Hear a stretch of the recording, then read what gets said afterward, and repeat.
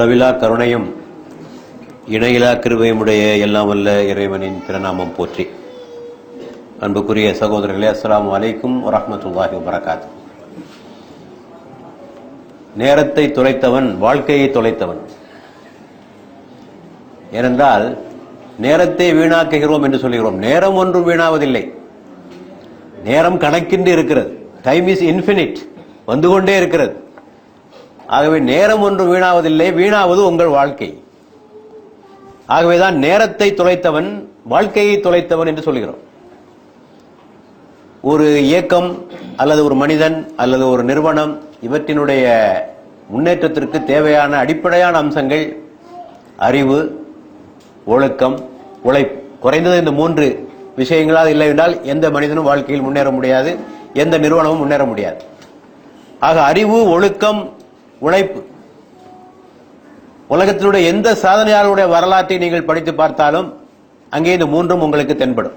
உழைக்காமல் இந்த உலகத்தில் யாரும் வெற்றி பெற்றதில்லை, எந்த இயக்கமும் வெற்றி பெற்றதில்லை, குறுக்கு வழியில் சம்பாதித்தவர்களை தவிர. ஆகவே இந்த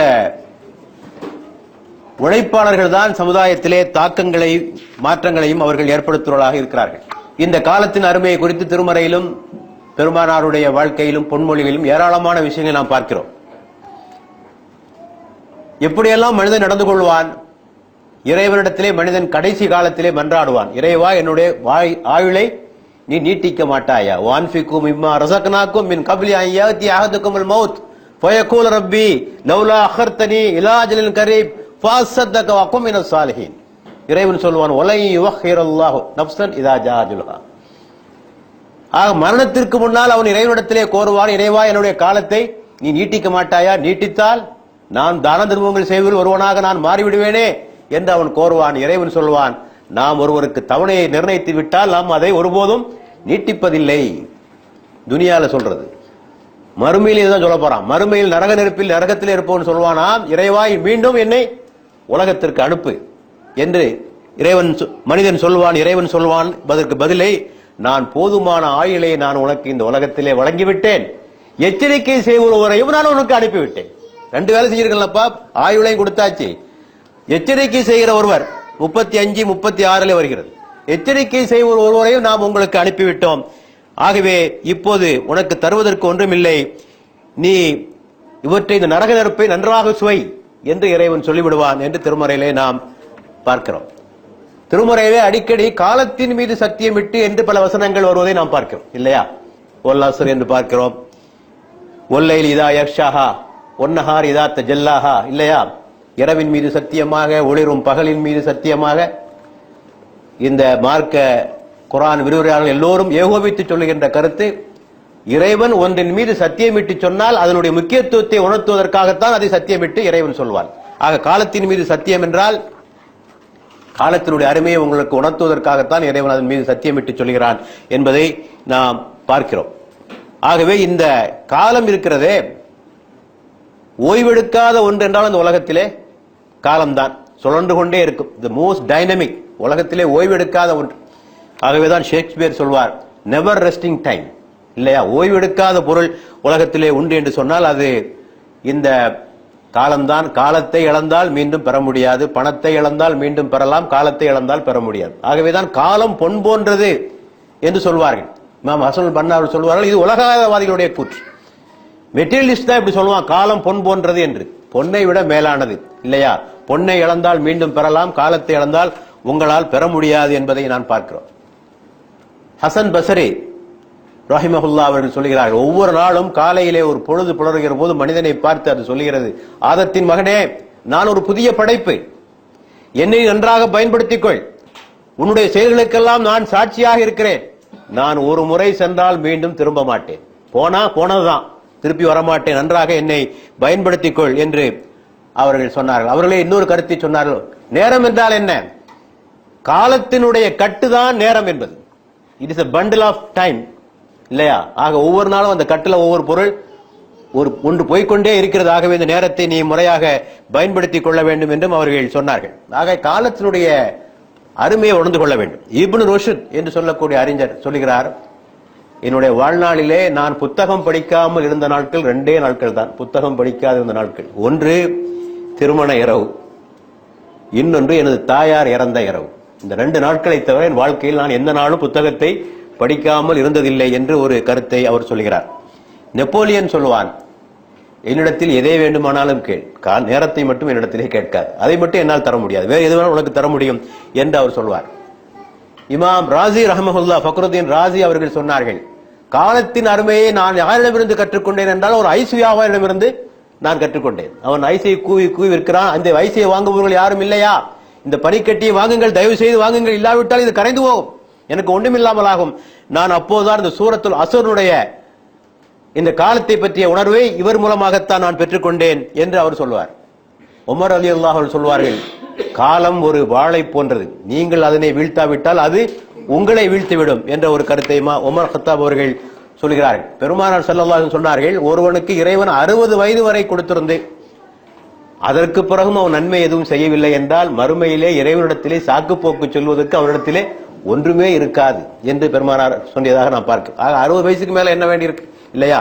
60 வயதுக்கு பிறகும் மார்க்கத்தினுடைய அடிப்படையில் வாழவில்லை என்று சொன்னால் அவர்களை பற்றி என்ன சொல்ல? ஆக இவையெல்லாம் காலத்தினுடைய அருமை பற்றி சில கருத்துக்களையும் குர்ஆன் ஆயத்துகளையும் ஹதீதுகளையும் அறிஞர்களுடைய கூற்றுக்களையும் உங்களுக்கு முன்னாலே வைத்திருக்கிறோம். இப்போது இந்த காலத்தை எப்படி பயன்படுத்த வேண்டும், டைம் மேனேஜ்மெண்ட் என்று சொல்வார். ஆக நேர நிர்வாகம், இந்த நேர நிர்வாகம் என்ற கலையை கற்றுக்கொண்டவர்கள் சாதனைகளை புரிவார்கள். ஒருபோதும் நேரம் இல்லை என்று சொல்லவே மாட்டார்கள்.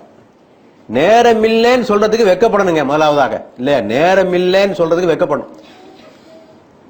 வேணா இப்படி சொல்லலாம், எனக்கு அதிக நேரம் இல்லை, உங்களுக்கு இருக்கிற நேரம் எனக்கு இல்லை, உங்களுக்கு ஒரு 2 மணி நேரம் இருக்கு, எனக்கு அரை மணி நேரம் தான் இருக்கு, அப்படி சொல்லலாமே தவிர நேரமே இல்லை என்று சொல்வது சோம்பேறிகளுடைய கூற்று. ஆகவே நேரத்தை நாம் நிர்வாகம் செய்வதற்கு கற்றுக்கொள்ள வேண்டும். இதற்கு 3 விஷயங்கள் முக்கியமானது: பிளானிங், எக்ஸிகியூஷன் அண்ட் எவாலுவேஷன். இல்லையா? நேரத்தை திட்டமிட வேண்டும், திட்டமிட்டபடி செயலாற்ற வேண்டும், செயலாற்றி இருக்கிறோமா என்று அதனை மதிப்பீடு செய்ய வேண்டும். இந்த 3ம் நேர நிர்வாகத்திலே மிக முக்கியமான ஒரு பகுதி. ஏனென்றால் நேரம் இல்லைன்னு சொல்றாங்களா, அவங்க ஒண்ணு யோசிக்கணும். உங்களுக்கு 24 மணி நேரம் தான். உலகத்தில் சாதனைகள் எல்லாம் புரிந்திருக்கிறார்களே, அவர்களுக்கும் 24 மணி நேரம் தான். காலம் ஒவ்வொருத்தருக்கும் ஒவ்வொரு மாதிரியா கொடுக்கறது இல்லை, இல்லையா? இவருக்கு 4 மணி நேரம், இவருக்கு 6 மணி நேரம் என்றெல்லாம் காலம் ஆள் பார்த்து எல்லாம் கொடுப்பதில்லை. எல்லோருக்கும் 24 மணி நேரம் தான் கொடுக்கிறது. ஆகவே அந்த 24 மணி நேரத்தை அவர்கள் எப்படி திட்டமிட்டார்கள் என்பதில் தான் அவருடைய வெற்றி அடங்கியிருக்கிறது. ஆகவே நேரத்தை திட்டமிடுதல், ஒரு நாளைக்கு திட்டமிடுதல், ஒரு வாரத்திற்கு திட்டமிடுதல், ஒரு மாதத்திற்கு திட்டமிடுதல், ஒரு வருடத்திற்கு திட்டமிடுதல், ஆயுளுக்கு திட்டமிடுதல் என்பதாக அதனை நாம் வைத்துக் கொள்ள வேண்டும். ஆக ஒவ்வொரு நாளைக்கும் நேரத்தை நாம் திட்டமிட வேண்டும். பெருமானாருடைய நேரம் எப்படி திட்டமிடப்பட்டது? இமாம் ஹுசைன் ரலியல்லாஹு அன்ஹு அவர்கள் தனது தந்தை அலியை ஆதாரமாக காட்டி ஒரு செய்தியை சொல்லுகிறார். பெருமானார் நேரத்தை 3 பகுதியாக பிரித்துக் கொண்டார்கள். வணக்க வழிபாடுகளுக்காக ஒரு பகுதி, குடும்பத்திற்காக ஒரு பகுதி, மார்க்க பணிகளுக்காக பகுதி. இல்லையா? ஒரு ஆட்சியாளர் என்ற முறையிலே செய்ய வேண்டிய கடமைகள், தோழர்களுக்கு கொடுக்க வேண்டிய பயிற்சிகள் என்றெல்லாம் அதனை 3 வகையாக, வழிபாட்டிற்கு, குடும்பத்திற்கு, மார்க்க பணிகளுக்காக அவருடைய நேரத்தை பார்க்கிற போது காலையிலே சுபுகு தொழுத பிறகு சஹாபாக்களுக்கு கற்றுக் கொடுப்பது,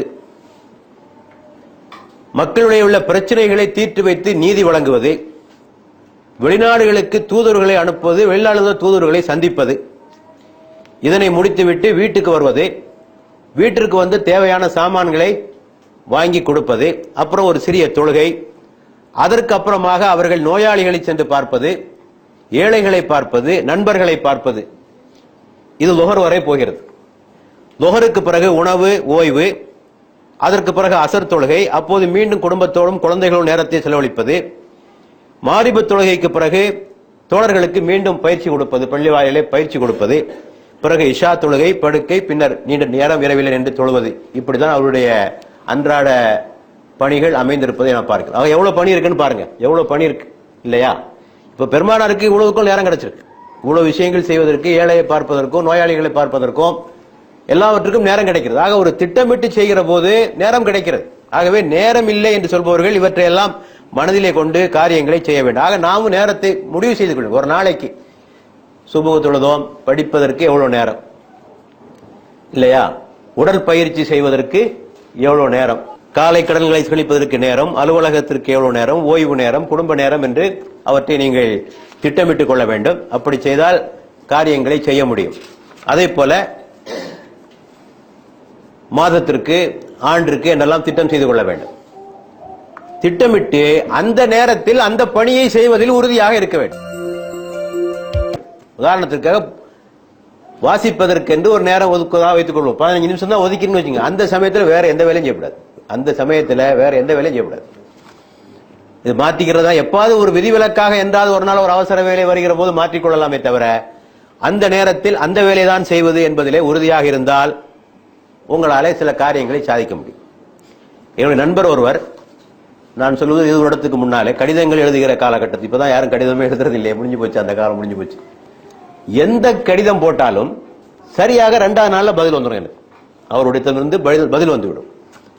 என்னங்க உங்க கடிதம் வந்து எனக்கு வந்து 1 மாசம் ஆச்சு, இப்பதான் நான் பதில் எழுதியிருக்கேன் உங்களுக்கு, நீங்க 2 நாள்ல எழுதுறீங்களே, இது என்ன நல்ல ஒரு பழக்கமா இருக்கே, எப்படி இருக்கு? அவர் சொன்னார், கடிதம் எழுதுவதற்கென்று ஒரு நேரத்தை ஒதுக்கி இருக்கிறேன்.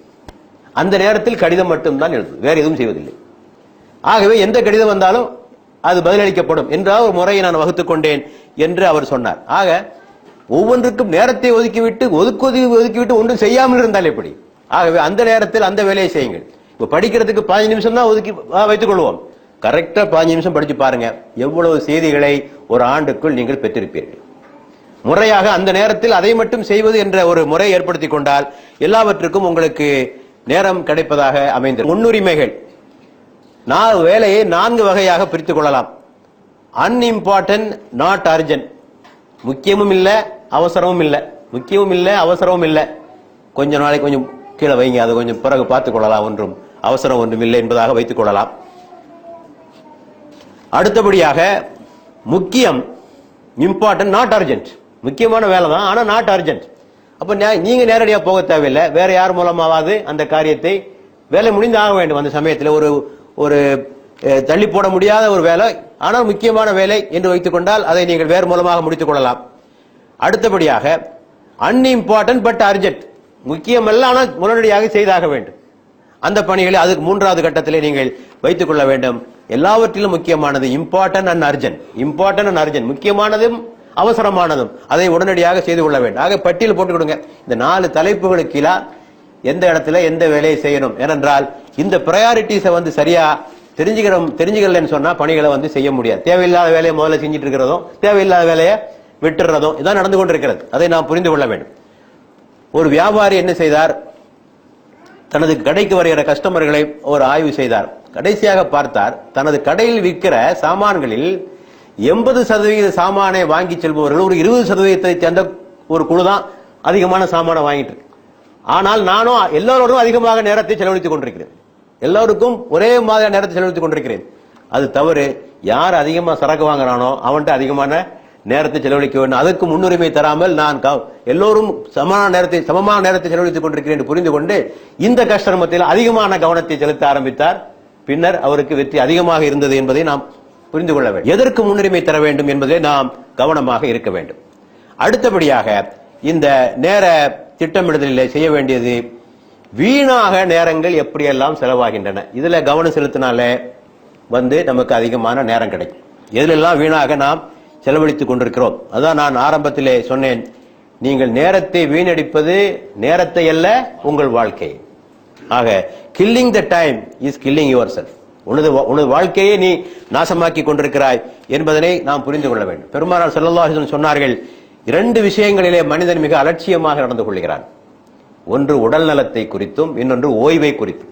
உடல் நலம், ஓய்வு, இந்த விஷயத்திலே மனிதன் மிக அசிரத்தையாக இருக்கிறான், அலட்சியமாக இருக்கிறான் என்று சொன்னார்கள். ஆக இந்த ஓய்வு நேரம் இருக்க நம்மை அதிகமாக பாழ்படுத்தி விடக்கூடியது இந்த ஓய்வு. ஆக இந்த ஓய்வு நேரத்தை முறையாக பயன்படுத்த வேண்டும். ஆக நேரம் வீணாவதற்கு என்ன காரணம்? ஒன்று, இலக்கு எதுவும் இல்லை. இலக்கு இல்லை. இலக்கு இருந்தா எப்படி நேரத்தை வீணாக்குவான்? இல்லையா? ஒரு லட்சியம் இருக்கு, ஒரு குறிக்கோள் இருக்கு, நேரத்தை வீணாக்குவதற்கு மனம் வருமா அவனுக்கு? இல்லையா? ஒரு பரீட்சையில் படிக்கிற மாணவன் எப்படி இருப்பான்? இல்லையா? டிவியே பார்க்க மாட்டான், இல்லையா? விளையாட போக மாட்டான், எதுவும் போக மாட்டான். ஒரு இலக்கு இருக்கிறது அவனுக்கு. ஆக இலக்கு இல்லை, இலக்கை அடைய திட்டம் இல்லை, திட்டத்தை நிறைவேற்றுவதற்கான உறுதியும் இல்லை. இந்த 3ம் இல்லாதவர்கள் தான் நேரத்தை அதிகமாக அவர்கள் தள்ளி போட்டுக் கொண்டிருப்பார்கள், நேரத்தை வீணாக்கி கொண்டிருப்பார்கள். அத்தோடு எது முன்னுரிமை அதை பற்றிய தெளிவும் இல்லை. முன்னுரிமை எதற்கு கொடுக்க வேண்டும், எந்த விஷயங்களுக்கு முன்னுரிமை கொடுக்க வேண்டும் என்பதை பற்றிய ஒரு தெளிவின்மையும் இதற்கான காரணங்கள். ஆக குர்ஆன் இதை குறித்து மிக ஆழமாக நம்மை கண்டிக்கிறது. இந்த வீணான செயல்களை குர்ஆன் லஹு என்ற வார்த்தையினால் குறிப்பிடுகிறது. கத் அஃப்லஹல் முஃமினூன் அல்லதீன ஹும் ஃபீ ஸலாத்திஹிம் ஹாஷிஊன் வல்லதீன ஹும் அனில் லஹ்வி முஃரிலூன். இல்லையா?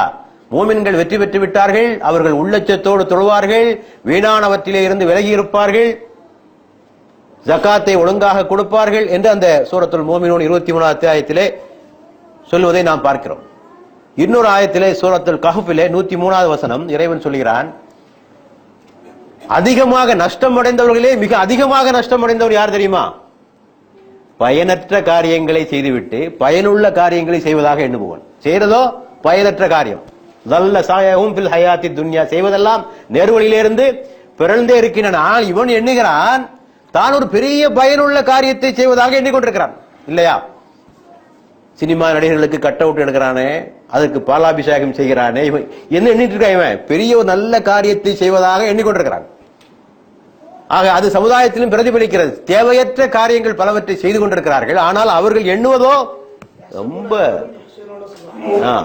மிக பயனுள்ள ஒரு காரியத்தை செய்வதாக அவர்கள் எண்ணிக்கொண்டிருக்கிறார்கள். ஆக இந்த பயனற்ற காரியங்கள் நாம் எந்த நோக்கத்திற்காக படைக்கப்பட்டோமோ அந்த நோக்கத்திற்கு எந்த வகையிலும் உதவாத காரியங்கள் எவை என்பதை நாம் அடையாளம் காண வேண்டும். இதுல முக்கியமான இடத்தை வகிப்பது அரட்டை, காசிப். இல்லையா? அதிகமான அந்த பேச்சில தான் மக்களுடைய நேரம் அதிகமாக. ஏன்னா அதுல உள்ள சுகம் எதுலையும் கிடையாது. இல்ல, இந்த பேச்சில உள்ள சுகம், அதுவும் புறம் பேசுறதுல உள்ள சுகம் இருக்கு பாருங்க, அதுக்கு இணையானது உலகத்தில் எதுவுமே கிடையாது. இல்லையா? ஆகவே புறம் பேசுவது, அரட்டை அடிப்பது, அடுத்தபடியாக இந்த இன்டோர் கேம்ஸ், வீட்டுக்குள் விளையாடுகின்ற விளையாட்டுகள். இந்த வெளியில விளையாடுற விளையாட்டுக்கே 1 மணி நேரம் விளையாடுவோம், சோர்ந்து போயிடுவோம், வீட்டுக்கு வந்துடும், முடிஞ்சு போச்சு. ஆனால் இந்த அறைக்குள் விளையாடுகிற விளையாட்டுகள், அது செஸ்ஸாக இருக்கலாம், அது வேற விளையாட்டுகளாக இருக்கலாம், அது ஹலாலா ஹராமா அது வேற விஷயம். சில விஷயங்கள் ஹலாலாக கூட இருக்கலாம், ஹலாலாக கூட இருக்கலாம். ஆனால் அது ஒரு வகையான போதை. ஏனென்றால் அங்கு களைப்பு என்பது வருவதில்லை, தொழுகை நேரத்தை பற்றி அக்கறை இருப்பதில்லை. இந்த ஒரு சீட்டு போடு, முடிச்சுட்டு அடுத்த தொழுக போலாம், இக்காமத்து இன்னும் சொல்லல, அதுக்கு இக்காமத்து சொல்ற வரைக்கும் விளையாடுவோம். மனிதனை ஒரு போதைக்குள்ளாக்குகிற விஷயம் இந்த இன்டோர் கேம்ஸ், அறைக்குள் விளையாடுகின்ற விளையாட்டுகள். அதே போல தூக்கம், அது ஒரு பெரிய சுகமான ஒரு விஷயம், அது தூக்கம்.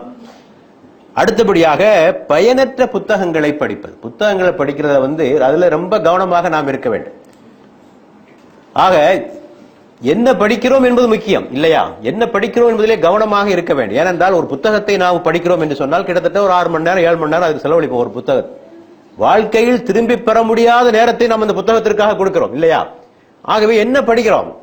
சில பத்திரிகைகள் ஒன்றுமே இல்லை, வெறும் கிசுகிசுக்கள் தான் இருக்கின்றன. மக்கள் விரும்பி விரும்பி படிக்கிறார்கள்.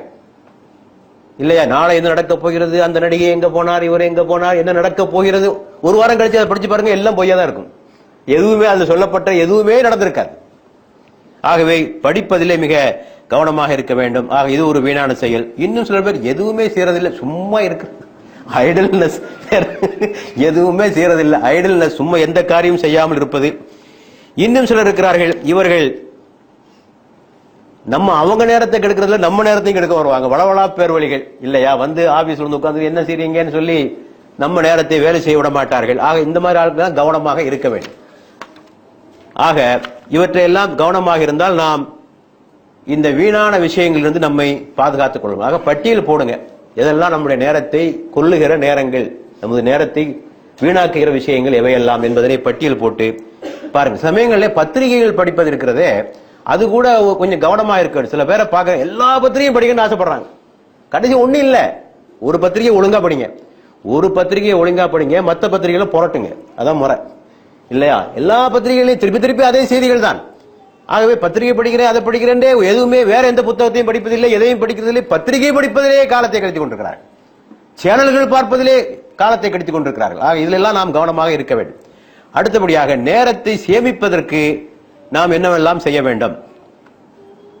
உங்களுக்கு வசதி இருந்தால் ஒரு உதவியாளரை வைத்துக் கொண்டு அவர் மூலமாக சில காரியங்களை செய்யலாம். எல்லாத்தையும் நாம தான் செய்யணும்ங்கிற அவசியம் கிடையாது. டெலிகேஷன் என்பது நேரத்தை மிச்சப்படுத்துவதே மிக முக்கியமான ஒரு அம்சம். ஆக உங்கள்ட்ட உதவியாளர் இருக்கிறார், அல்லது உங்க பையன் இருக்கிறான், அல்லது உங்க மனைவி இருக்கிறார், இந்த வேலையெல்லாம் நீ செய், இந்த வேலை நீ செய் என்று சில வேலைகளை அவரிடத்திலே ஒப்படைத்து விட்டால் அவர்களுக்கும் பயிற்சி, அவர்களையும் நாம் அந்த வேலையை பற்றிய விஷயங்களை சொல்லி அவர்களையும் ஈடுபடுத்தியதாகவும் அது ஆகிவிடும். ஆகவே வேலைகளை மற்றவர்களுக்கு கொடுக்க வேண்டும். அடுத்தபடியாக தொலைபேசியிலே பேசுவதற்கு தொலைபேசியில் நேரம் அதிகமாக எடுத்துக்கொள்கிறது இல்லையா? அதிலே கொஞ்சம் கவனமா இருக்கணும். பேசுறதுக்கு முன்னாலே யார்கிட்ட பேச போறோம், என்ன விஷயத்த பேச போறோம், ஒரு ரெண்டு யோசிச்சு வச்சுக்கணும். இந்த ஆள்கிட்ட பேச போறோம், 1 2 3 இந்த 3 விஷயம் தான் பேச போறோம். நிறைய பேர் என்னமோ சொல்லணும்னு நினைச்சேனே அவங்க கிட்ட மறந்து போயிட்டேங்க அப்படிமா போன் பேசிட்டு எதுக்கு தான் போன் பண்ணாருன்னு தெரியல நமக்கு. ஆகவே என்ன பேச போகிறோம் என்பதெல்லாம் குறித்து கொண்டு சரியாக பேச வேண்டிய விஷயத்தை பேசி அந்த விஷயத்தை முடித்து விட வேண்டும். இது ஒன்று. அடுத்தபடியாக நேரத்தை சேமிப்பதற்கு இன்னொரு வழி, சிலர் எல்லாம் நல்லா பெர்ஃபெக்ஷனா செய்யணும், நிறைவா செய்யணும், நான் செய்தல எந்த குறை இருக்கக்கூடாது, சொல்லியே ஒன்னும் ஒழுங்கா செய்ய மாட்டோம். அதுலயே நேரம் போகும். நான் நினைச்சபடி வரல. பெர்ஃபெக்ஷன் என்பதை விட பெஸ்டா செய்யணும், சிறப்பா செய்யணும். என்னிடத்திலே இருக்கிற திறமையை வைத்துக் கொண்டு சிறப்பாக செய்துவிட இந்த கொள்கையை வைத்துக் கொண்டால் நல்லது. எல்லாம் முழுமையா வரணும் கடைசி வரைக்கும் வராது. கடைசி இவனே சோர்ந்து போய் நமக்கு ஒப்பேராது இந்த வேலை என்று ஒதுங்கி விட்ட ஆட்கள் கூட உண்டு. ஆகவே அதிலும் அதிகமான நேரம் செலவாவதை பார்க்கிறோம். தெரியாத விஷயங்களில் ஈடுபட்டுக் கொண்டு நேரத்தை வீணாக இருக்கிறார்கள். அவனுக்கு தெரியாது அந்த விஷயத்தை பற்றி. எது தெரியுமோ அதில் தன்னுடைய கவனத்தை செலுத்தினால் நாம் சில சாதனைகளை புரியலாம். தெரியாத விஷயங்களில் செய்வது, சக்திக்கு அதிகமான காரியங்களை எடுத்து போட்டுக் கொள்வது, சக்திக்கு அதிகமான காரியங்கள் திணறது, அதுவும் நம்முடைய நேரத்தை வீணாக்குவதை நாம் பார்க்கிறோம். அதை பார்க்க வேண்டும். அடுத்தபடியாக அரைகுறையாக செய்வது, அதுவும் நேரத்தை வீணாக்குகிறது. இவற்றையெல்லாம் புரிந்து கொள்ள வேண்டும். அடுத்தபடியாக நம்முடைய நேரத்தை கொல்ல வருகிறார்களே அவர்களிடத்தில் எப்படி நடந்து கொள்ள வேண்டும். பேசிக்கிட்டே இருப்பாங்க, மணிக்கணக்கு போக மாட்டான், சீட்டை விட்டு எந்திரிச்சு ஆள் போக மாட்டான். இந்த ஆளை எப்படி சமாளிக்கிறது, இது பெரிய கலைங்க. இது அவரை புண்படுத்தவும் கூடாது, விஷயத்தையும் முடிவுக்கு கொண்டு வரணும். இது அவங்கவுங்க சுயமா தான் பயிற்சி பெற்றுக் கொள்ள வேண்டும் இல்லையா? சொல்றேன் அப்படி உங்களை விட்டுருவோமா என்ன? நம்ம இப்ப என்ன செய்யலாம், உதாரணமா பேப்பர்லாம் இருக்குவீங்க, இப்படி அடுக்கிறது, கொஞ்சம் அடுக்கிறோம், சரி வேலை தயாரா வேற எதுக்கும் வேலைக்கு போறாரு போல இருக்கு அப்படின்னு சொல்லலாம். இந்த சேர்ல வந்து முனையில வந்து உட்கார்ந்துக்கிறது, நம்ம வேற எங்கேயும் ஒரு வேலைக்கு போக ரெடியா இருக்கிறோம், அந்த மாதிரியான ஒரு எண்ணத்தை இந்த டிப் ஆஃப் தி சேர்ல ஒரு முனையில வந்து உட்கார்ந்துக்கிட்டா சரி அவரு ஏதோ பிஸியா இருக்கிறார் போல இருக்குது அப்படிங்கிற மாதிரியான ஒரு எண்ணத்தை, இதுக்கெல்லாம் டைம் கியூ என்று சொல்வார்கள். டைம் கியூ ஏன்னா என்று ஒவ்வொரு ஏதாவது ஒரு அப்புறமா கொஞ்ச நேரம் பேசாம இருந்துடணும். Give a long pause. சரி அப்ப பேச்சு நாமளும் பேசிக்கிட்டே இருந்தாலும் வைங்க, அவரும் பேசிக்கிட்டே இருப்பாரு. அவர் பேசிக்கிட்டே இருக்கு, நம்ம பாட்டு சும்மா உட்காந்துட வேண்டியது. பேச வேண்டியதெல்லாம் பேசியாச்சு, இனிமே ஆள் இடத்த காலி பண்ணணுங்கிறத நான் சொல்லிட்டேன்பா, இனிமே சொல்ற மாதிரி அவருக்கு சொல்லாம நாம ஒரு நீண்ட இடைவெளியை விட்டு விட வேண்டும். பேசாமல் சும்மா இருந்து விட்டால் அவர் அந்த பேச்சை முடித்துக்கொண்டு சரி அவருக்கு வேற ஏதோ வேலை இருக்கு போல இருக்கு என்று அவர் போவதற்கான வாய்ப்பு இருக்கு. இது எனக்கு தெரிஞ்ச சில விஷயங்களை சொல்லியிருக்கேன். ஒவ்வொருத்தரும் அவங்க சொந்த பயிற்சியிலும் முயற்சியிலும் நிறைய விஷயங்களை அவர்கள் கற்றுக்கொள்வதற்கான வாய்ப்புகள் உண்டு. ஆகவே இது மிக முக்கியமான ஒரு விஷயம். அடுத்தது spend money to save time. சில சமயங்கள்ல ரொம்ப சிக்கனமா கணக்கு பார்த்த வேலைகள் ஒன்றும் ஆகாது. சில சமயத்தில் ஆட்டோல போனா போய்தான் ஆகணும். அதுக்காக நாமே தான் போகணும், பஸ்ல தான் போவேன், அதுல தான் வசதி இருந்து வசதி உள்ளவர்களை நான் சொல்கிறேன். நேரத்தை சேமிக்கணும் என்றால் ஒரு ஆட்டோவிலோ கால் டாக்ஸிலோ போய் வேலையை முடிச்சுட்டு வந்துடணும். அல்லது வேலைக்காரர்களை வைத்துக் கொள்வதற்கு நமக்கு வசதி இருந்தால் வேலைக்காரர்கள் வைத்துக் கொண்டு அவர்கள் மூலமாக நாம் காரியத்தை முடித்துக் கொள்ள வேண்டும். ஒரு அறிஞரை பாருங்கள், இமாம் புகாரியினுடைய டீச்சர், அவருடைய ஆசிரியர் ஷேக் முகமது பின் சலாம் அல் பைகுந்த் அவருடைய பேர். அவர் நிறைய நூல்களை, ஏராளமான நூல்களை எழுதியிருக்கிறார். அவருக்கு அவருடைய பேனா ஒண்ணு காலியா போச்சு, எல்லாம் அவர்கிட்ட இருந்த பேனா எல்லாம் வெட்டி எல்லாம் சீவி காலியா போச்சு. இப்ப கடைத்தெருவுக்கு போய் பேனா வாங்கிட்டு வரணும், அதுக்கு நேரம் ஆகும். யார் எனக்கு பேனா வாங்கி தருகிறாரோ அவர்களுக்கு நான் 10 தீனார் தருவேன். அந்த நேரத்தை செலவழிப்பதற்காக 10 தீனார் என்பது அன்றைய காலகட்டத்திலே மிக பெரும் ஒரு தொகை. ஆக அந்த நேரத்தை, அவருக்கு நேரத்துடைய அருமையை புரிந்த காரணத்தினால் பணம் அவருக்கு பெருசா தெரியல. ஆக சில சமயங்களிலே நாம் பணத்தை செலவழித்தாவது நேரத்தை சேமிப்பதற்கு கற்றுக்கொள்ள வேண்டும். ரொம்ப கஞ்சத்தனமாக இருந்தால் காரியங்களை ஒன்றும் செய்ய முடியாது நம்மால். ஆக அவற்றை கற்றுக்கொள்ள வேண்டும். அடுத்தபடியாக இந்த நேரத்தை எடுத்துக்கொள்வதிலே மிக முக்கியமான ஒரு சிரமம் என்னவென்று சொன்னால், நம்முடைய அலுவலகத்தை குப்பையாக வைத்திருப்பது. ஒரே எங்க பார்த்தாலும் ஃபைலு பேப்பர், அதை தேடுறதுலே நேரம் போயிடுங்க. அது எந்த பேப்பர் எங்க இருக்குன்னு தேடுறதுலே உங்களுக்கு நேரம் போயிடும். ஆக எல்லாம் முறையாக வைத்திருந்தால் டக்கு டக்குன்னு எடுக்கலாம். ஃபைலு இந்த குறிப்பு எங்க எடுக்கணும், இங்க எடுக்கணும், எல்லாம் ஒரு முறையாக. சாதாரண ஒரு பெட்டி கடைக்கு பாருங்கள், ஒரு பெட்டி கடை வியாபாரியை பாருங்கள், நீங்க சிகரெட் கேட்டா சிகரெட் எடுத்து கொடுப்பான், பாக்கு கேட்டால் பாக்கு எடுத்து கொடுப்பான். டக்கு டக்குன்னு ஏதோ ஒரு மிஷின்ல கை வச்ச மாதிரி டக்கு டக்குன்னு கொடுப்பான். என்ன எல்லாத்தையும் ஒழுங்கா வச்சிருக்கான். அந்த சாமான் எல்லாம் கரெக்ட். அவன் கை இப்படி போகும் இப்படி போகும் இப்படி போகும். கூட்டத்தை சுத்தி 30 பேர் நிற்பாங்க, அவ்வளவு பேரையும் சமாளிப்பான், அத்தனை பேரையும் சமாளிப்பான். காரணம் என்ன? அதை ஒரு முறையாக அவன் அடுக்கி வைத்திருக்கிறான். அதே போல நாமும் நம்முடைய புத்தகங்கள், ஃபைல்கள் எல்லாத்தையும் ஒழுங்கா வச்சிருக்கணும். பல பேரை பாத்தீங்கன்னா குப்பையா இருக்கும், அது பார்த்தாலே நமக்கே கஷ்டமா இருக்கும் இல்லையா? ஆக முறையாக வைத்திருக்க வேண்டும். சாமான்களை எடுத்த சாமானை மீண்டும் அதே இடத்தில் வைக்க பழகிக் கொள்ள வேண்டும். ஏன்னா சாமான் தேடுறதுலேயே பல பேருக்கு நேரம் போயிட்டு, சாவி எங்க வச்சேன்னு தேடிட்டே இருப்பான் இல்லையா? செல்போனை எங்க வச்சேன்னு தேடிட்டே இருப்பான். கடைசி அதுக்கு நம்பர் போட்டு அது ரிங் பண்ணி அடிச்சு செல்ல தேடுறது பல பேர் இல்லையா? பல பேருக்கு அதான் பழக்கமாய் போச்சு இப்போது இல்லையா? கண்ணாடி எங்க வச்சேன் அதை ஒரு 15 நிமிஷம் தேடுவான் இல்லையா? ஆக இந்த சாமானை இங்கதான் வைக்கணும், இந்த சாமானை இங்கதான் வைக்கணும் என்று ஒரு பழக்கத்தை வைத்துக் கொண்டால் இவையெல்லாம் நமக்கு நேரத்தை மிச்சப்படுத்துவதாக அமைந்திருக்கிறது என்பதையும் நாம் இங்கே புரிந்து கொள்ள வேண்டும். அடுத்தபடியாக நம்முடைய இயக்கம் மற்ற அமைப்புகளிலே நேரத்தை அதிகமாக கொள்வது, எடுத்துக்கொள்வது, வீணடிப்பது பாலிடிக்ஸ், இன்டர்னல் பாலிடிக்ஸ், குரூப்பிசம் இல்லையா? நமக்குள்ளே கோஷ்டிகளை வளர்த்துக் கொண்டால் என்ன ஆகும்? அவனை பத்தி இவன் பேசுவான், இவனை பத்தி அவன் பேசுவான். ஆக இந்த கோஷ்டி மனப்பான்மை வளர்த்துக் கொண்டால் இயக்கம் வளராது, இயக்கம் வளராது, நாமும் வளர மாட்டோம், ஒன்றும் ஆக. ஆக இந்த பாலிடிக்ஸே இருக்கக்கூடாது. இந்த இயக்கத்துக்குள்ள பாலிடிக்ஸ், குரூப்பிசம் என்பது வளராமல் பார்த்துக் கொள்ள வேண்டியது ஒவ்வொரு இயக்க ஊழியருடைய ஒரு கடமை. ஆகவே அது மாதிரியான சூழ்நிலை வந்தால் அவற்றையெல்லாம் வெட்டி விட வேண்டும். அது பற்றியெல்லாம் பேசாத என்கிட்ட, இதெல்லாம் என்கிட்ட கொண்டு வராத விஷயங்கள்லாம். ஆகவே அந்த நிலைமையை நாம் உருவாக்கி கொள்ள வேண்டும். அடுத்தபடியாக நேரத்தை திருட வேண்டும்.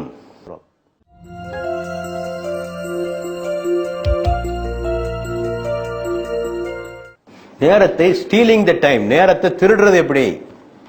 நேரம் ஒண்ணு யாரும் பிளேட்ல வச்சுலாம் கொடுக்க மாட்டாங்க கையில். இந்தாங்க நேரம் உங்களுக்கு இதை படிக்கிறதுக்கு இந்த நேரம் இருக்குது, இந்த எல்லாம் யாரும் கையில வச்செல்லாம் ஒன்னும் பிளேட்ல வச்சு பிரியாணி கொடுக்குற மாதிரி எல்லாம் ஒன்றும் கொடுக்க மாட்டாங்க. நம்ம தான் கண்டுபிடிக்கணும், நேரத்தை கண்டுபிடிக்க வேண்டும். உலகிலே பல சாதனைகள் புரிந்தவர்கள் எல்லாம் அப்படித்தான் செய்திருக்கிறார்கள். ஒரு பெரிய சிஇஓ, ப்ராக்டர் அண்ட் கேம்பிள் என்ற கம்பெனியிலே வேலை பார்க்கக்கூடிய ஒரு சிஇஓ, அவர் ஒரு பெரிய ஒரு டிராமட்டிஸ்ட், ஒரு நாடக ஆசிரியர், நாடகங்களே இங்கிலாந்திலே போடுகின்றவர். அவரிடத்திலே கேட்டார்கள், எப்படி நீங்கள் இவ்வளவு பெரிய கம்பெனியிலே சிஇஓவாக இருந்து கொண்டு எப்படி இதுவற்றை எப்படி நீங்கள் செய்கிறீர்கள்? அவர் சொன்னார், நான் எழுதிய நாடகங்கள் அனைத்தும் விமானத்திற்காக நான் காத்திருந்த போது எழுதியவைதான், விமானத்திற்காக நான் காத்திருந்த போது எழுதியவைதான் இந்த நாடகங்கள் என்று சொன்னார். ஆக நேரம் எப்ப கிடைக்கும் சொல்ல முடியாது, கிடைக்கிற நேரத்தை எல்லாம் பயன்படுத்திக் கொள்ள வேண்டும். பஸ்ஸில் பயணம் செய்கிற போதும் நேரத்தை பயன்படுத்திக் கொள்ள வேண்டும், ரயிலில் பயணம் செய்கிற போது நேரத்தை பயன்படுத்திக் கொள்ள வேண்டும் இல்லையா? டாக்டர் இடத்திலே சென்று அங்க உட்கார்ந்து இருக்கணும் இல்லையா? எல்லா டாக்டரும் 2 மணி நேரம் 3 மணி நேரம் உட்கார வேண்டியிருக்கு. எந்த ஆஸ்பத்திரிக்கு போனாலும் கையில் ஒரு புத்தகத்தோட போங்க, எந்த டாக்டர் போனாலும் ஒரு புத்தகத்தோட போங்க. அந்த நேரத்தை நீங்கள் அங்கே உட்கார்ந்து படித்து முடித்து விடலாம், ஒரு புத்தகத்தையே முடித்து விடலாம். பல பேர் நினைக்கிறாங்க புஸ்தகம்னா வீட்டுல காலையில சுப தொழிட்டு படிச்சா தான் படிப்பு, வேற எங்கேயும் படிக்க முடியாதா என்ன? எங்கும் படிக்கலாம். இப்படித்தான் கொஞ்சம் கொஞ்சமாக நேரத்தை திருட வேண்டும். இதுதான் திருடுதல் என்று நான் சொல்லுகிறேன். ஆகவே தூக்கத்தை கொஞ்சம் குறைத்துக் கொள்ளுங்கள், டிவி பார்ப்பதில் கொஞ்சம் நேரத்தை குறைத்துக் கொள்ளுங்கள், பேச்சிலே கொஞ்சம் குறைத்துக் கொள்ளுங்கள். இப்படி ஒவ்வொன்றிலையும் நீங்கள் நேரத்தை ஒரு 5 நிமிஷம் அங்கிருந்து திருடினாலே உங்களுக்கு நிறைய நேரம் கிடைப்பதற்கு வாய்ப்பு இருக்கிறது. ஆகவே நேரம் ஒன்றும் யாரும் உங்களுக்கு கொண்டு கூரியரிலே கொண்டு கொடுக்க மாட்டார்கள், நீங்கள் தான் அதை கண்டுபிடிக்க வேண்டும் என்பதையும் நான் இங்கே சொல்லிக்கொள்ள விரும்புகிறேன். அடுத்தபடியாக நேரத்தை பற்றிய செய்தியை சொல்லுகிற போது ஒத்தி போடுதல், ப்ரோக்ராஸ்டினேஷன் என்று சொல்வார். இந்த ஒத்தி போடுற விஷயம் இருக்க, இது மிக ஒரு மோசமான ஒரு நிலை, ஒரு மனிதனுக்கு எதிரி. பிறகு பார்க்கலாம், நாளை பார்க்கலாம் என்று சொல்வது. இப்ப காமராஜர் சொல்லுவாங்க, ஆகட்டும் பார்க்கலாம், காமராஜர் அப்படித்தான் சொல்வார். ஆனா செய்வார் அவரு. ஆகட்டும் பார்க்கலாம் என்ன அர்த்தம்னா செய்வார்னு அர்த்தம். அதுக்கு இப்ப நம்ம ஆட்கள் இன்ஷா அல்லாஹ்க்கு அர்த்தம் இல்லாம போச்சுப்போம் இல்லையா? எது செய்ய மாட்டானோ அதுக்கு இன்ஷா அல்லாஹ் என்று சொல்வது நம்ம இடத்துல வழக்கமா. நம்ம கல்யாணத்துக்கு வந்து இன்ஷா அல்லாஹ் வரமாட்டான்னு அர்த்தம், வரமாட்டான்னு அர்த்தம். அப்படியாக நம்முடைய நிலைமை ஆகிவிட்டது. ஆக ஒத்தி போடுதல் என்பது மிக ஒரு மோசமான ஒரு வழக்கம். ஆகவே அறிவாளிகள் நாளைய வேலையை இன்றே செய்கிறார்கள், சராசரி மனிதன் இன்றைய வேலையை இன்றே செய்கிறான், சோம்பேறிகள் முட்டாள்கள் இன்றைய வேலையை நாளைக்கு செய்கிறார்கள் இல்லையா? ஆகவே நாளை நடப்பதையும் இன்றே செய்யக்கூடிய அளவுக்கு நாம் பயிற்சிகளை நாம் பெற்றிருக்க வேண்டும். ஆகவே இந்த ஒத்தி போடுதல் கூடாது. இறைவன் இதை பற்றி சொல்கிறான், சாபிகு இல்லையா, நீங்கள் முந்துங்கள், ஒஸ்தபிகுல் ஹைராத், நீங்கள் நன்மை செய்வதிலே நீங்கள் முந்திக் கொள்ளுங்கள், சாரிவு விரையுங்கள் இல்லையா, சாரிவு இலா மஃபிரத்தும் மின் ரப்பிக்கும் வ ஜன்னா இல்லையா, நீங்கள் அல்லாஹ்வுடைய மன்னிப்பை நோக்கியும் சுவனத்தை நோக்கியும் நீங்கள் விரையுங்கள் என்று சொல்கிறான். ஆகவே இந்த விரைதல் முந்துதல் என்பது நம்மிடத்திலே இருக்க வேண்டும். இன்னும் குர்ஆன் சொல்லுகிறது, சோம்பேறிகளை பற்றி சொல்லுகிற போது, இவர்கள் தொழுகைக்காக எழுந்து நின்றால் சோம்பேறித்தனமாகவே எழுந்து நிற்பார்கள், இவர்கள் இறைபாதையில் செலவழித்தால் மனமில்லாமலே இவர்கள் செலவழிப்பார்கள். இது முனாஃபிக்கினுடைய பண்பு என்று திருமறை சொல்கிறது. ஆக ஒரு முனாஃபிக்கினுடைய பண்பு தொழுகைக்காக எழுந்து நின்றால் சோம்பலாக இருப்பான். இன்னொரு ஹதீஸிலே வருகிறது, முனாஃபிக்குடைய பண்பு சொல்லுகிற போது, தொழுகையினுடைய கடைசி நேரத்தில் அவன் தொழ வருவான்.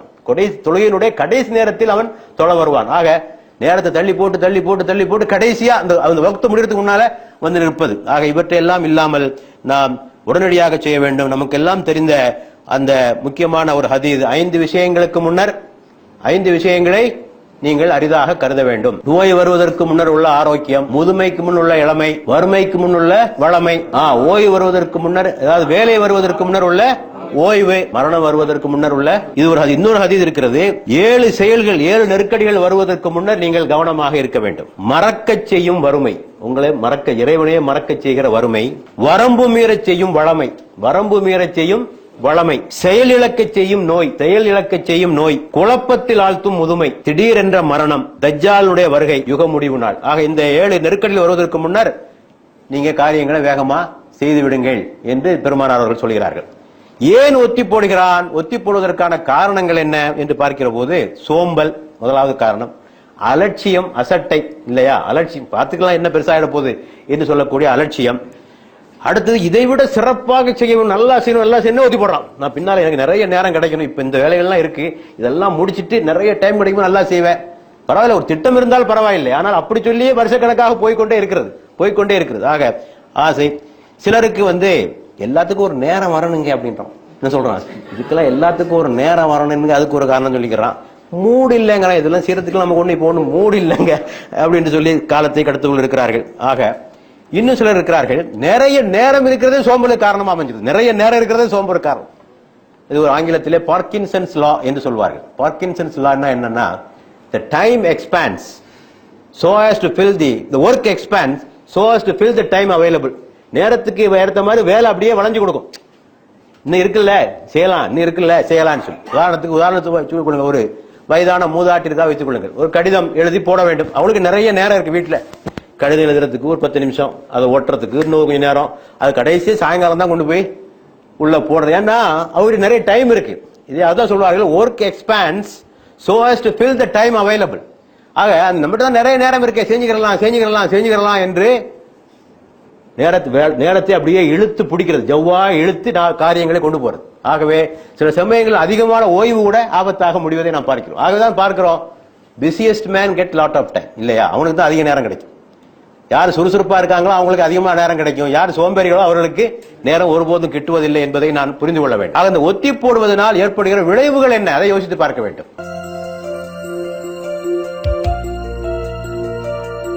என்னென்ன கேடுகள்? முதலாவதாக நீங்க மூத்தாயிரலாம், நோ கேரண்டி இல்லையா, என்ன கேரண்டி இருக்கு? செய்யலாம், பின்னால செய்யலாம். நம்முடைய பெற்றோர்கள் கூட அப்படித்தான் நமக்கு சொல்லுகிறார்கள், ஏதாவது நான் நல்ல காரியம் செய்தா, உனக்கு வயசாடா ஆகி போச்சு, அதுக்குள்ள தொழுவ ஆரம்பிச்சுட்டு, தாடி வைக்க ஆரம்பிச்சுட்டு, அது செய்ய ஆரம்பிச்சுட்டு, இன்னும் நாள் இருக்குல்ல உனக்கு என்று சொல்லுகிற பெற்றோர்கள் கூட இருக்கிறார்கள். ஆகவே என்னமோ இவங்களுக்கு தான் அங்க இந்த சர்டிபிகேட் கொடுத்திருக்கிற மாதிரி, பெர்த் சர்டிபிகேட் தான் உண்டே தவிர டெத் சர்டிபிகேட் யாரும் தருவதில்லை, ஆயுள் காலத்தில் யாரும் தருவதில்லை. ஆகவே நமக்கு ஒன்றும் கேரண்டி கிடையாது. ஆகவே ஒன்று. அடுத்தபடியாக நிறைய இழப்புகள் நீங்கள் ஒத்தி போடுவதனால் ஏற்படுகிற இழப்புகள். இப்போ ஆங்கிலத்தில் சொல்வார்கள், ஸ்டிச் இன் டைம் சேவ்ஸ் 9 என்று சொல்வார்கள். ஒரு சரியான நேரத்தில் நீங்கள் அந்த கிழிச்சலை தைக்கவில்லை என்று சொன்னால் ஒரு ஓட்டைக்கு பதிலாக 9 ஓட்டை வரும் இல்லையா. ஆக சரியான நேரத்தில் ஒரு காரியத்தை செய்யல என்றால் இழப்புகள் அதிகமாக ஏற்படும். உதாரணத்துக்கு, கட்ட வேண்டிய தருணத்தில் மின்சார கட்டணத்தை செலுத்தவில்லை என்று சொன்னால் அபராத தொகை வந்து சேரும். இன்கம் டேக்ஸ் ஒழுங்காக கட்டலைன்னா ஃபைன் வந்து சேரும், வட்டியும் ஒன்றாக உங்களுக்கு வந்து சேரும்.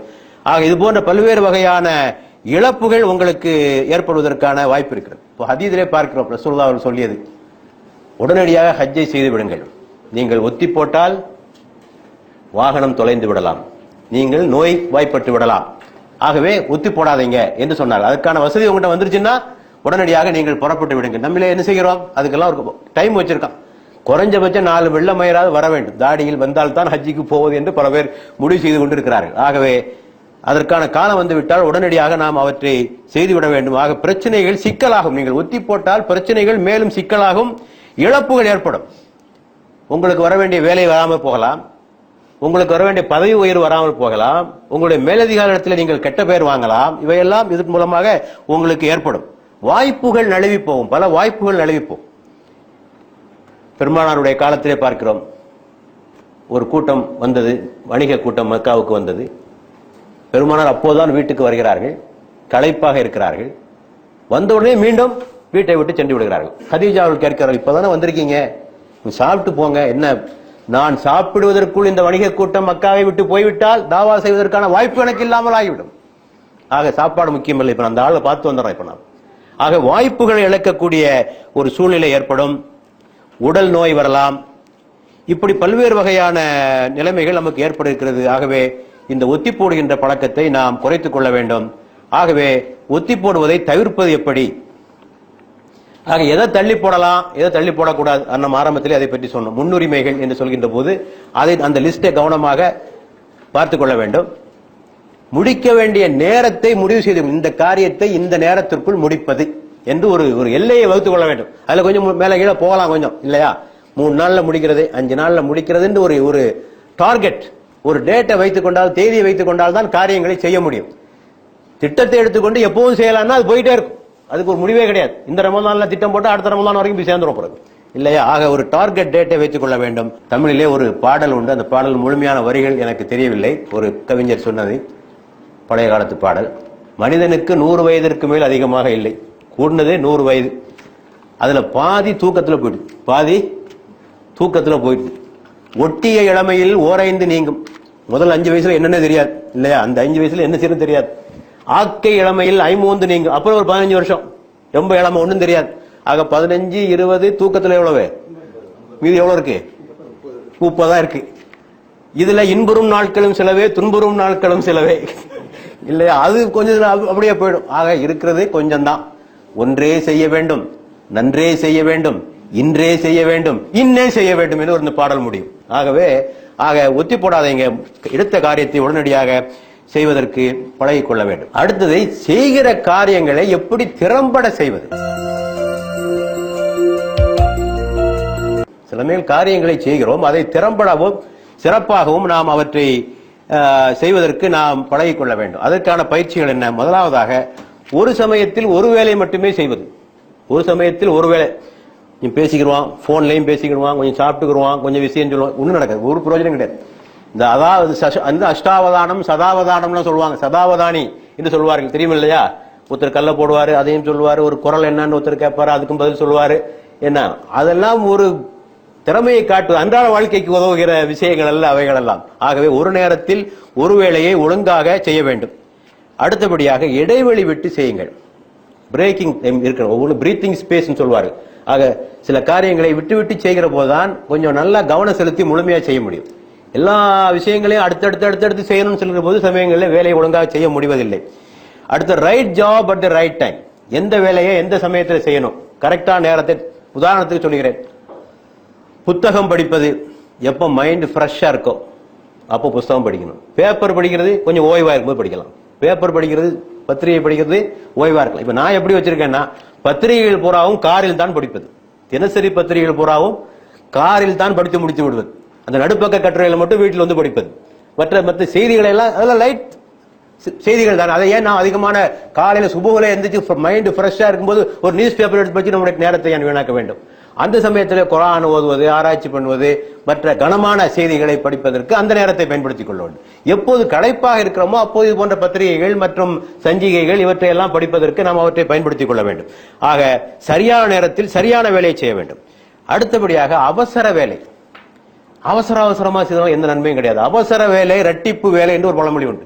அவசர வேலை இரட்டிப்பு வேலை. அது மறந்துட்டேனே, இல்ல பல பேரை பார்க்கலாம், வீட்டை போட்டுவான், பூட்டினமா இல்லையான்னு போயிட்டு திருப்பி வீட்டு ஓடி வருவான், இல்லையா? சாவி அங்க வச்சோமா இல்லையா, ஒரே குழப்பம்தான். ஒழுங்கா நிதானமா செஞ்சா எதையும் ஒழுங்கா செய்யலாம். அவசரமாக எந்த காரியத்தையும் செய்ய வேண்டாம். அடுத்தது, நம்முடைய திறமைக்கும் சக்திக்கும் ஏற்ற வேலைகளை நாம் எடுத்துக்கொள்ள வேண்டும். ஆக இப்படியெல்லாம் செய்தால் சில பணிகளை நாம் சிறப்பாக செய்ய வேண்டும். இன்னொரு ஒன்று, பெருமானார் அவர்கள் சொல்ல இந்த ஹதீஸ், அஹப்பல் அமாலி இலல்லாஹி அதுவமுஹா ஃபஇன் கல்ல. இறைவனுக்கு செயல்களிலேயே இறைவனுக்கு பிடித்த விஷயம் குறைவாக இருந்தாலும் நிலையாக செய்ய வேண்டும். நிலையாக செய்ய வேண்டும் இல்லையா? கான்ஸ்டன்டா செஞ்சுட்டே வாங்க, அதுல ஏதாவது ரிசல்ட் கிடைக்கும். கொஞ்ச காலத்துக்கு செய்யறது விட்டுறது, செய்யறது விட்டுறது, அப்புறம் இன்னொரு பணிக்கு போறது, அதை எடுத்துக்கிறது, அதை விட்டுறது, எந்த ஒரு நிலைமை எந்த மாற்றமும் வராது.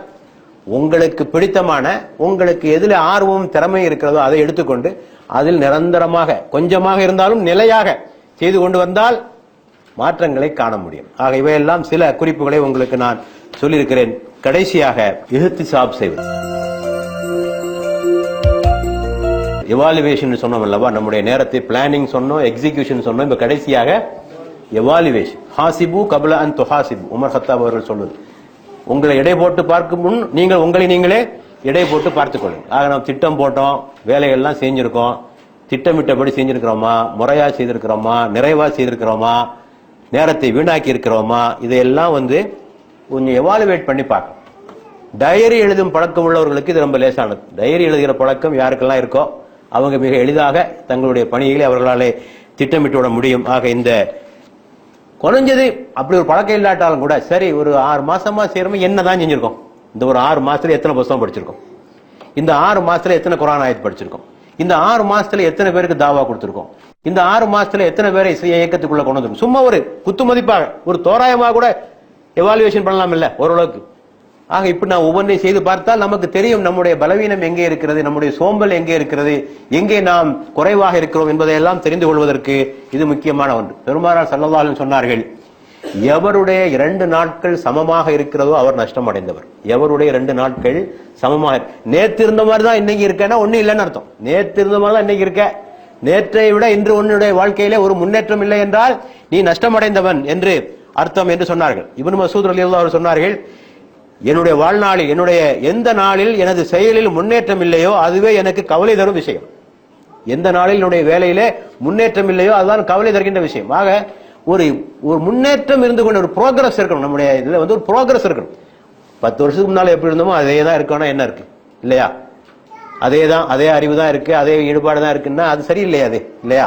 அதை விட கொஞ்சம் கொஞ்சம் முன்னேற்றம் இருந்து கொண்டே இருக்க வேண்டும். ஆக இவையெல்லாம் நான் இந்த நேரத்தை பற்றி சொன்ன சில செய்திகள். முடிவுரையாக நாம் இதுவரை சொல்ல செய்திகளுடைய சாராம்சத்தை சொல்லி முடிக்கிறேன். ஆக ஒரு தனி மனிதனோ ஒரு இயக்கமோ முன்னேற வேண்டும் என்றால் அறிவு, ஒழுக்கம், உழைப்பு, இந்த 3ம் சரியாக அமைய வேண்டும். இந்த 3ஐயும் சரியாக பயன்படுத்திக் கொள்ள வேண்டும்.